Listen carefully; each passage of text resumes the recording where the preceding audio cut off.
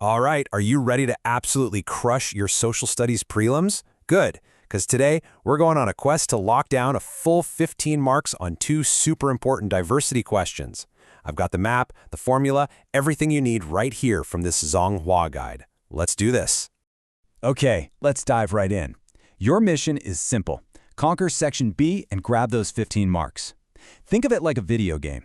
There are 2 levels, a bunch of key items to collect, which are your keywords, and a clear strategy to win. So, are you ready to play?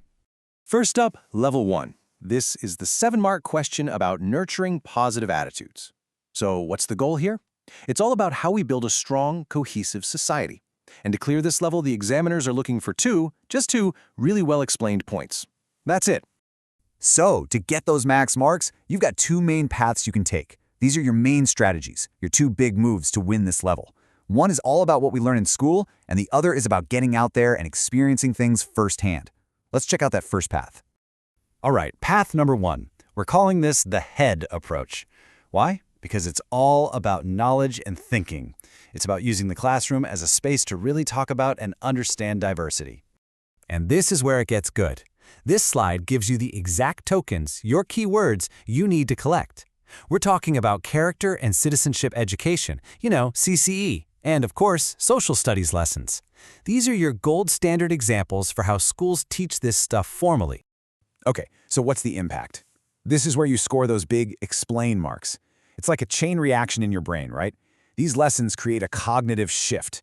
You start with mutual respect, then you build up the skill of seeing things from someone else's point of view, and boom, the result is a society that just gets diversity. That's the logical flow you need to explain. Okay, we've covered the head. Now let's talk about the heart. This second path is all about feeling and experiencing. It's about getting hands-on and moving way beyond what you can learn in a textbook. So what are your key items, your tokens for this path? Easy. Racial Harmony Day. You can also talk about things like sharing traditional foods or wearing different cultural outfits. This is your concrete proof of how hands-on experiences get students from all walks of life to actually interact with each other. And here's the big takeaway, why this matters. This direct interaction, it causes a huge social shift. It's like it just smashes down the walls of stereotypes because you're actually meeting people, not just hearing about them. And that's how you build real friendships and a real lasting sense of acceptance. Nail that explanation, and you've completed path 2. All right, level 1 is cleared. Now for the boss battle. Level 2. This is the big one, the 8-mark debate question. And for this one, you can't just list a few points. No, you need a balanced argument and a killer final judgment to win. The setup is everything here. The big question is, do the benefits of diversity outweigh the challenges? Notice that word outweigh. You can't just pick a side and run with it. To get into the top marks, you have to argue both sides of this, like putting weights on a scale before you decide which side tips it. Okay, let's start by loading up the benefits side of our scale. We need some heavy-duty evidence here. The core argument? That having people from all different backgrounds is basically a superpowered engine for new ideas and growth.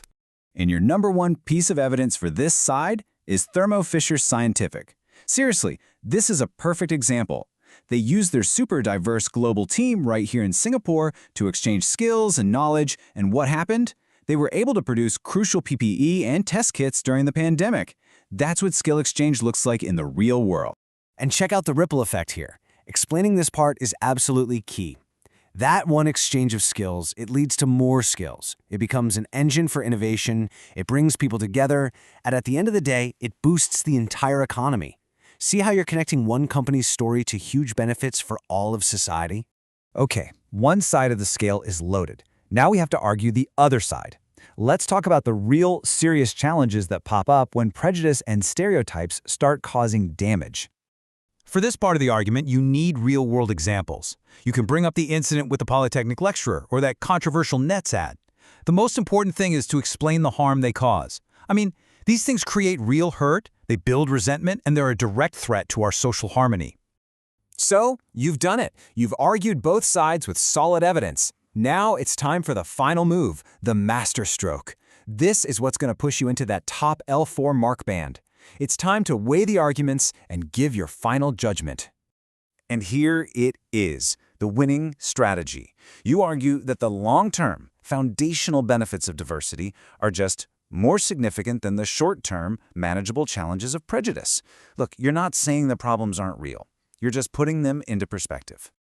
Think about it like this, and this is the absolute heart of your final paragraph. The benefits, like economic growth, that's permanent, positive change for the whole country. The challenges, well, they're serious, for sure, but they're solvable problems. They're temporary friction that we can actually fix using the very things diversity gives us, like education and working together. And there you have it, a super simple, 3-step formula for that perfect 8-mark answer. Step 1. Agree and explain the benefits using Thermo Fisher. Step 2. Disagree and explain the challenges using the lecturer or NETS example. And Step 3. Weigh them and argue that the long-term gains are just more important than the short-term problems we can solve. And quest complete. You've cleared both levels, you've beaten the final boss, and now it's time for your reward. Here's a complete summary of every single thing you need to lock in those 15 marks. Okay, listen up, because this is your final reward, and it might just be the most important slide in this whole breakdown. It's got all the keywords, all the logic, for both questions all in one place. Get your phones ready and screenshot this now. This is your ultimate cheat sheet for the big day. So there you have it. You've got the complete formula for success. You know the structure, you've collected all the keywords, and you have the winning strategy. All that's left is for you to put it into your own words and build that killer argument. The quest is over. Now go claim your marks. Good luck.